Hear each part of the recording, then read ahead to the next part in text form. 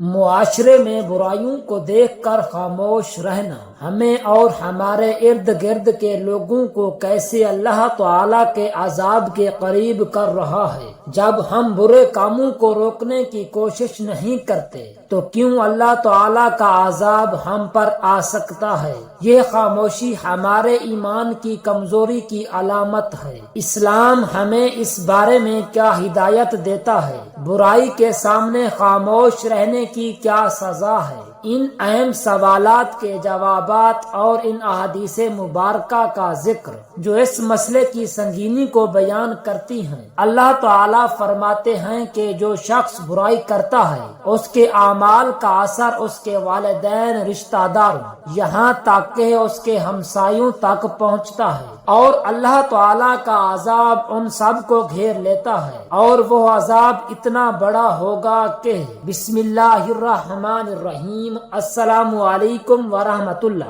حضرت عبداللہ بن عمر بن العاص رضی اللہ تعالی عنہ نے حضور نبی اکرم صلی اللہ علیہ وآلہ وسلم سے روایت فرمائی کہ حضور اقدس صلی اللہ علیہ وآلہ وسلم نے ارشاد فرمایا، کیا تم جانتے ہو کہ اللہ تعالی کی مخلوق میں سے سب سے پہلے کون جنت میں جائے گا؟ صحابہ کرام رضوان اللہ علیہم اجمعین نے عرض کیا، اللہ تعالی اور اس کے رسول صلی اللہ علیہ وآلہ وسلم سب سے زیادہ جانتے ہیں۔ آپ صلی اللہ علیہ وآلہ وسلم نے ارشاد فرمایا، اللہ تعالیٰ کی مخلوق میں سب سے پہلے فقراء اور مہاجرین جنت میں داخل ہوں گے۔ یہ وہ لوگ ہیں جن سے دنیا کی لذتیں روک دی گئی اور وہ اس کے باوجود خود کو گناہوں سے بچاتے رہے۔ ان میں جب کوئی مرتا ہے تو اس حال میں کہ اس کی خواہش اس کے دل میں ہوتی ہے تو وہ اس وقت اپنی خواہش پوری کرنے کی طاقت نہیں رکھتا تھا،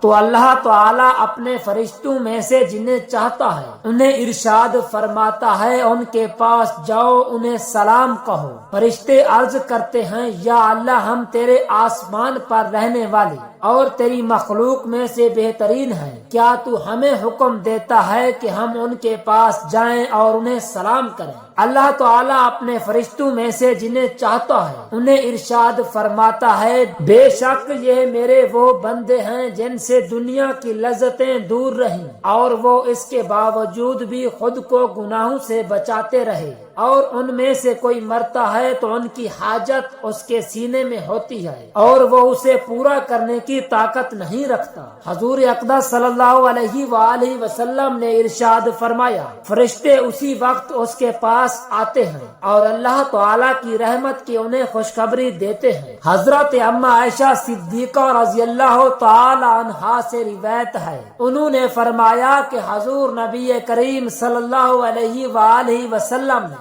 ایک دن صحابہ کرام رضی اللہ علیہم اجمعین سے ارشاد فرمایا، کیا تم جانتے ہو کہ تم میں سے کسی ایک کے ساتھ اس کے گھر، مال اور اعمال کی مثال کیسی ہے؟ صحابہ کرام رضی اللہ علیہم اجمعین نے عرض کیا، اللہ تعالی اور اس کے رسول صلی اللہ علیہ وآلہ وسلم سب سے زیادہ اور بہتر جانتے ہیں۔ آپ صلی اللہ علیہ وسلم نے ارشاد فرمایا، تمہاری مثال اس شخص جیسی ہے جیسے ایک شخص ہے اور اس کے 3 بھائی ہیں۔ جب اس کی وفات کا وقت آیا تو اس نے اپنے ایک بھائی کو بلایا اور اسے کہا، جیسا کہ تو دیکھ رہا ہے میری موت کا وقت قریب ہے، تو تیرے پاس میرے لیے کیا ہے اور تو میرے لیے کیا کر سکتا ہے؟ اس نے کہا، میں تیری تیمارداری کرتا رہوں گا اور تیرے پاس رہوں گا اور تیرے معاملہ میں مستعد رہوں گا۔ جب تو فوت ہو جائے گا تو میں تجھے غسل دوں گا، تجھے کفن دوں گا، میت اٹھانے والے کے ہمراہ تیری میت اٹھاؤں گا، تیرا بوجھ اٹھاؤں گا اور تجھ سے بوجھ دور کروں گا۔ جب واپس لوٹوں گا تو جو بھی مجھ سے تیرے بارے میں پوچھے گا اس کے سامنے تیری اچھی اچھی تعریف کروں گا۔ حضور نبی کریم صلی اللہ علیہ وآلہ وسلم نے ارشاد فرمایا، یہ وہ بھائی ہے جو گھر والا ہے، کیا تم نے ایسا ہی دیکھا ہے؟ صحابہ کرام رضی اللہ تعالی عنہ نے عرض کیا،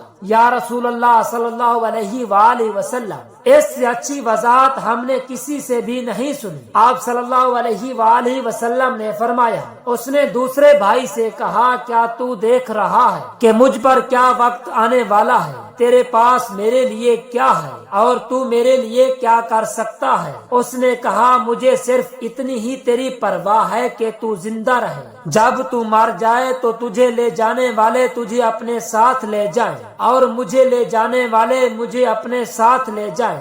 آپ نے ارشاد فرمایا یہ اس کا مال ہے، کیا تم نے ایسا ہی دیکھا ہے؟ صحابہ کرام رضی اللہ تعالی عنہ نے عرض کیا یا رسول اللہ صلی اللہ علیہ وآلہ وسلم، اس سے اچھی وضاحت ہم نے کسی سے بھی نہیں سنی۔ آپ صلی اللہ علیہ وآلہ وسلم نے فرمایا، اس نے پھر اپنے تیسرے بھائی سے کہا کیا تو دیکھ رہا ہے کہ مجھ پر کیا وقت آنے والا ہے اور تیرے لیے میرے پاس کیا ہے اور تو میرے لیے کیا کر سکتا ہے؟ اس نے کہا کہ میں تیری قبر میں تیرا ساتھی ہوں گا، تیری تنہائی میں تیرا غم سار ہوں گا اور تیرے اعمال کے وزن کیے جانے والے دن تیرے میزان میں بیٹھ جاؤں گا اور تیرا میزان بھاری کر دوں گا۔ یہ اس کا وہ بھائی ہے جو اس کا نیک عمل ہے، تم اس کے بارے میں کیا خیال کرتے ہو؟ انہوں نے فرمایا رسول اللہ صلی اللہ علیہ وآلہ وسلم، یہ بہترین بھائی ہے اور بہترین ساتھی ہے۔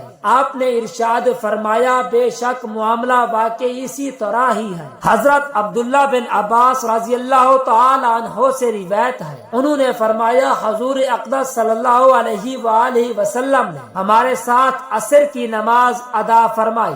آپ صلی اللہ علیہ وآلہ وسلم نے پہلی رکعت میں اتنی تلاوت اختیار فرمائی کہ ہم نے رکوع کی حالت میں گمان کیا کہ اب آپ سر مبارک نہیں اٹھائیں گے، چنانچہ آپ صلی اللہ علیہ وآلہ وسلم نے اپنا سر مبارک اٹھایا تو آپ کے بعد ہم نے بھی سر اٹھایا۔ پھر آپ صلی اللہ علیہ وآلہ وسلم نے نماز مکمل کی تو اپنے جائے نماز سے پھر ارشاد فرمایا میرا بھائی اور میرے چچا کا بیٹا علی ابن طالب کہاں ہے؟ پچھلی صفوں میں سے لبیک لبیک یا رسول اللہ کہہ کر حضرت علی رضی اللہ تعالی عنہ نے جواب فرمایا۔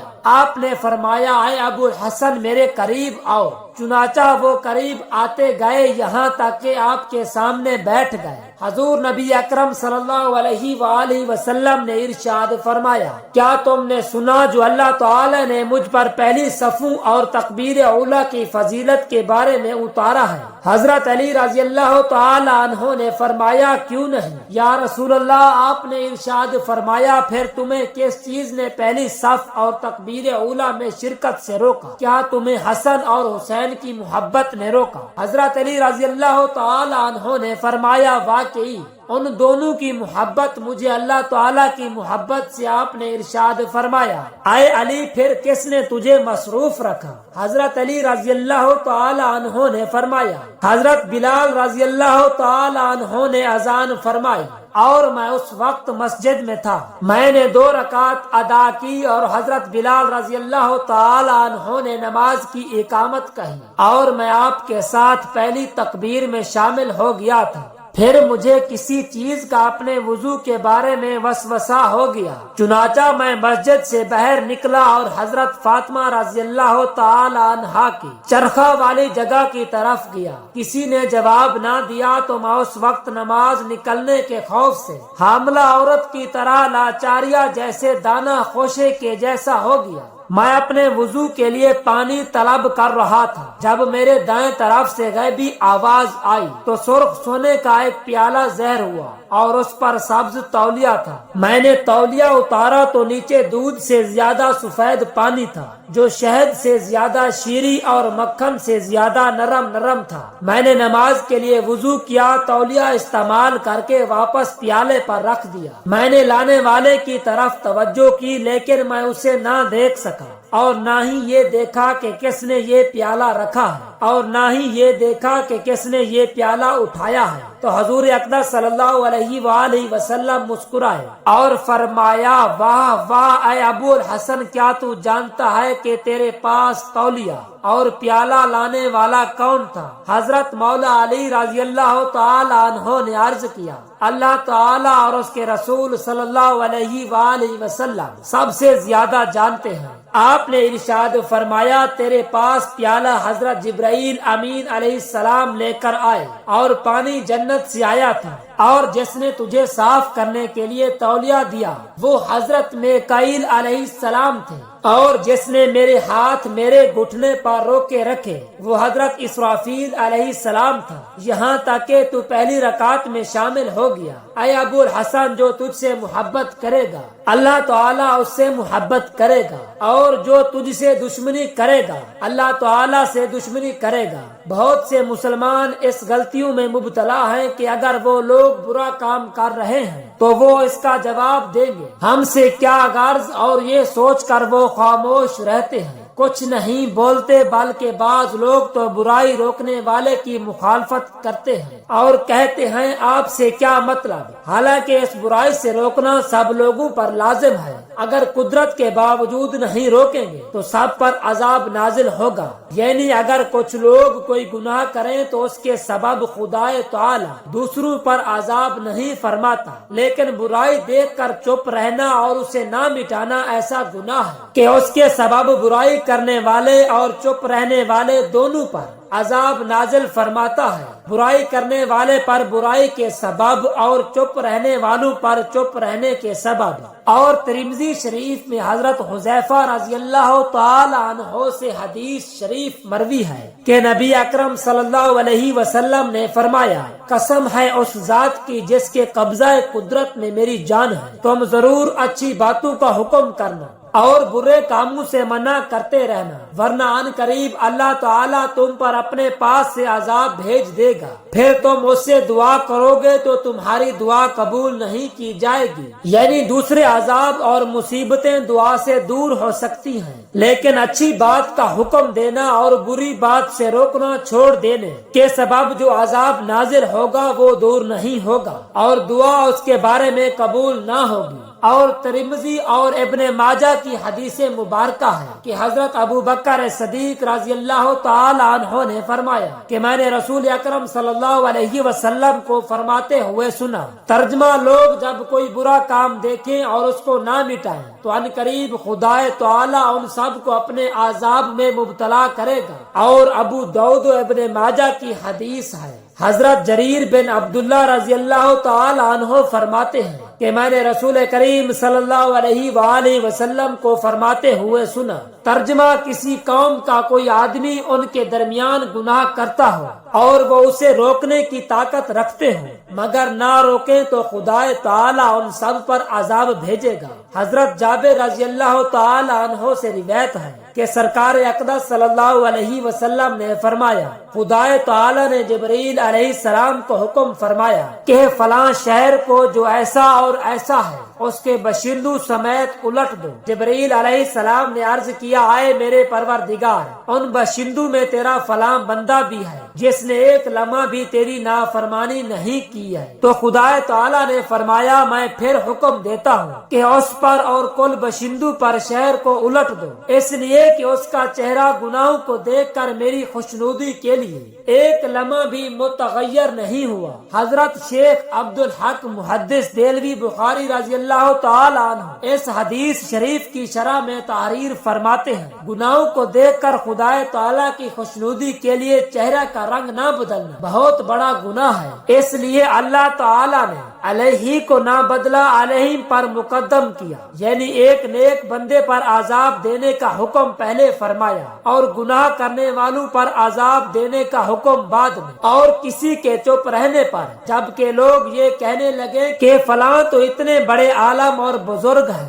مگر وہ کسی کو منع نہیں کرتے، ایک آپ ہی ہیں روکنے اور منع کرنے والے، کیا وہ عالم نہیں ہیں؟ اگر یہ بات غلط ہوتی تو وہ ضرور منع کرتے۔ اس صورت میں خاموش رہنے والے اور برائی کو دیکھ کر نہ روکنے والے زیادہ عذاب کے مستحق ہوں گے۔ ناظرین، اس طرح کی معلوماتی ویڈیو دیکھنے کے لیے اس چینل کو سبسکرائب کریں۔ شکریہ۔